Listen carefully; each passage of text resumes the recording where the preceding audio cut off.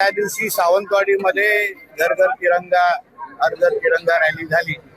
तशीच आज कुडाळ मालवण मतदारसंघामध्ये आदरणीय निलेश राणे साहेबांच्या नेतृत्वात आणि पंडितजींच्या नेतृत्वात आणि आमचे जिल्ह्याचे संयोजक संदीप गावडेजींच्या मार्गदर्शनाखाली आमच्या प्रभाकर सावंतजींच्या उपस्थितीत आज ही भव्य अशी तिरंगा रॅली आज आयोजित केलेली होती। मोठ्या प्रमाणामध्ये नागरिकांमध्ये, विद्यार्थ्यांमध्ये, सैनिकांमध्ये मोठ्या प्रमाणामध्ये, माजी सैनिकांमध्ये मोठ्या प्रमाणामध्ये उत्साहामध्ये ते इथे सामील झाले। प्रत्येकाच्या मुखात एकच संदेश होता की आम्ही सगळे देशभक्त नागरिक आहोत आणि आम्ही आमच्या देशाची सुरक्षा करण्यासाठी आम्ही कटिबद्ध आहोत। हाच संदेश घेऊन आम्ही प्रत्येक जण आपल्या आपल्या घरी जातो। 17 ऑगस्ट पासून मराठी न आले रिक्षा आणि टॅक्सी हा विषयावर आहे। राज्य सरकार म्हणून असलेली ती भूमिका आहे हे आमचे परिवहन मंत्री आदरणीय प्रताप सरनाईकजींच्या माध्यमातून त्याची अंमलबजावणी होते आहे। शेवटी आमच्या महाराष्ट्रामध्ये प्रत्येकाला मराठी आलीच पाहिजे ही भूमिका राज्य सरकारची असल्यामुळे त्याची अंमलबजावणी करण्याचं काम आमचं परिवहन खातं करत आहे। त्या बाबतीमध्ये त्यांनी मार्गदर्शन, ट्रेनिंगचे पण काही क्लासेस, काही वेळही त्याच्या संबंधित दिला होता। आता मला वाटतं प्रत्येक जण ते आदेश ऐकण्याच्या दृष्टिकोनातून तयार आहे। सुप्रिया सुळे आणि एकनाथ विनोद तावडे यांचा एकत्र गाडीतला प्रवास झाला। आता सगळे आम्ही आमच्या महाराष्ट्राची संस्कृतीच आहे। आम्ही राजकारणी विविध पक्षात असलो तरी प्रत्येकाचे एक दुसऱ्यांबरोबर चांगले संबंध आहेत, वैयक्तिक संबंध आहेत आणि म्हणून कोणी कोणाबरोबर जर प्रवास केला असेल तर ते महाराष्ट्राच्या राजकीय संस्कृतीला साजेस आहे। पण सातत्याने शरद पवारांची राष्ट्रवादीची आणि मोदी किंवा शहांची भेट होते। राष्ट्रवादी भाजपसोबत जाईल, एनडीए सोबत जाईल अशी चर्चा आहे। मुळामध्ये आदरणीय मोदी साहेब, आदरणीय अमित शहा साहेब, विनोद तावडेजी, आमचे देवेंद्र फडणवीसजी, आम्ही सगळेजण आज देशाचा आणि राज्याचे हे लोक नेतृत्व करणारे हे सगळेजण आहेत। राष्ट्रवादी काँग्रेस, शरद पवार पक्ष हा विरोधी पक्षामध्ये आहे आणि म्हणून या सगळ्या नेत्या मंडळींबरोबर वैयक्तिक नातं जोपासण्याच्या पलीकडे अगर काही मतदारसंघाच्या दृष्टिकोनातून काही कामं असतील, विकासाची कामं असतील तर त्यांच्यामध्ये संवाद असणं याच्यामध्ये काही चुकीचं नाही। मी त्याही दिवशी सांगितलं आदित्य ठाकरे हे विधानसभेच्या काळात देवेंद्र फडणवीसजींना भेटायला नेहमी असतात, अवेळी पण येतात आणि म्हणून त्याच्यामध्ये काही चूक नाही।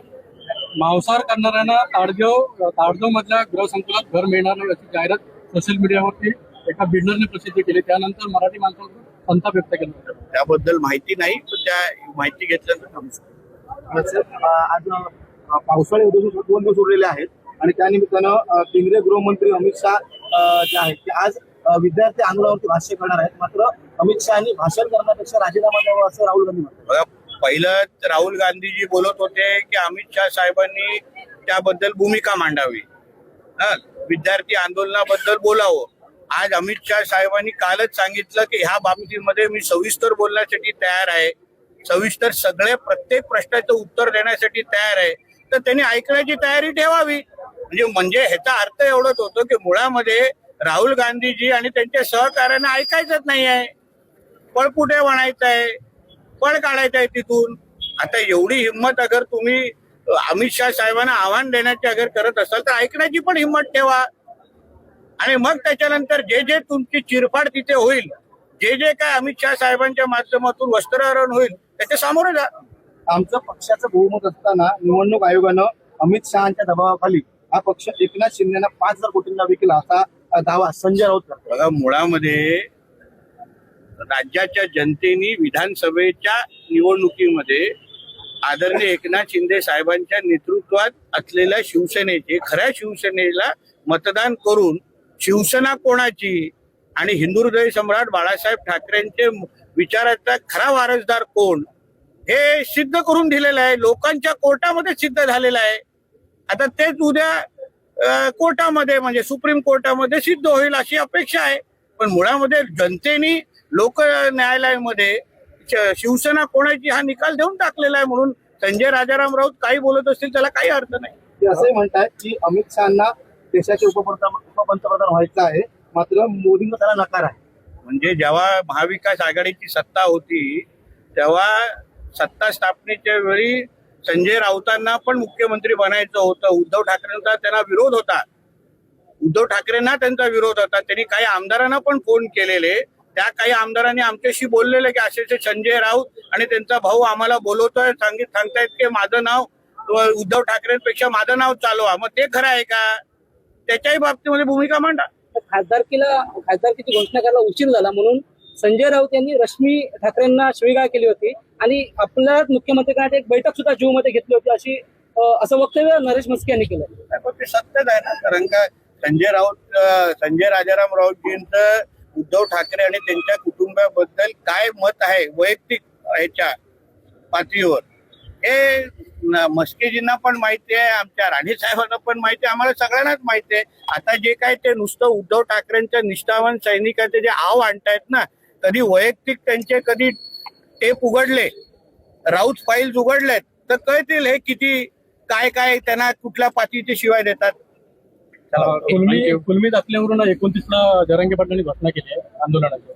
असं आहे ना, परत तुम्हाला सांगतो की मुद्दा त्यांचा कुणबी दाखले संदर्भात जो ते मांडतायत ते अत्यंत योग्य आहे. त्या बाबतीमध्ये राज्य सरकार त्यांचे प्रत्येक प्रश्न सोडवण्यासाठी तयार आहेत. काही त्रुटी राहिल्या असतील जे त्यांच्या अनुसार राहिले आहेत ते आम्ही दूर करण्यासाठी राज्य सरकार तयार आहे. शेवटी दाखले हे संजय शिरसाट साहेब असतील, बावनकुळे साहेब असतील, त्यांच्या माध्यमातून ते सगळे प्रश्न सोडवण्यासाठी आमचं सरकार कटिबद्ध आहे. तसं मराठा आरक्षण ह्याच राज्य सरकारने दिलं, देवेंद्र फडणवीसजींच्या नेतृत्वात, एकनाथ शिंदे साहेबांच्या नेतृत्वात आणि पवार साहेबांच्या नेतृत्वात असलेल्या सरकारने दिलं.